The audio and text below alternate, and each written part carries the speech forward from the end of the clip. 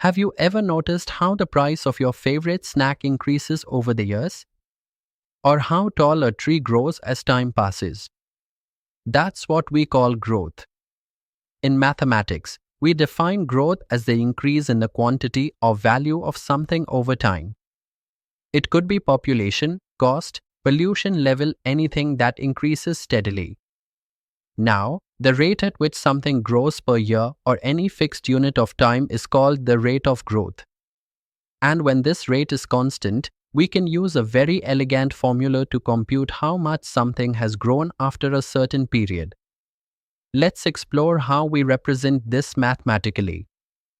When the growth rate is constant, say r% every year, we use the formula v naught into bracket 1 plus a by 100 close bracket to the power n. Here, v naught is the original or present value, r is the rate of growth per year, and n is the number of years. This is very similar to the compound interest formula. Think of it like this: each year, the value increases not just on the original base but also on the previous growth. This process is called compounding. The value is growing upon growth. So, if a value grows by 5% every year, you'll apply this multiplication repeatedly year after year to get the final amount.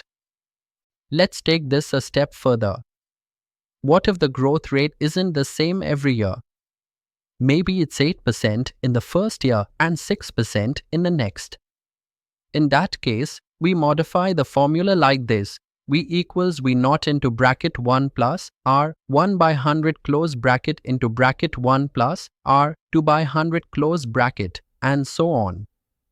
Each r value corresponds to that year's rate. So you keep multiplying these factors for each year, allowing the formula to adapt to real-world changes. This is especially useful in fields like economics and population studies, where rates are never truly fixed. Now let's talk about the flip side: depreciation. While growth refers to an increase, depreciation refers to a decrease in value over time. Think of a car.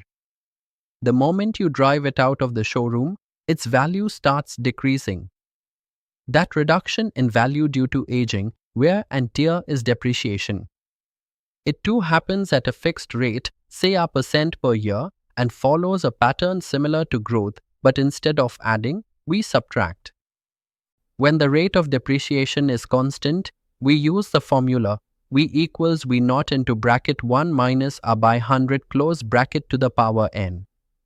Here, v naught is the original value, r is the rate of depreciation, and n is the number of years. This formula shows how a quantity shrinks year by year.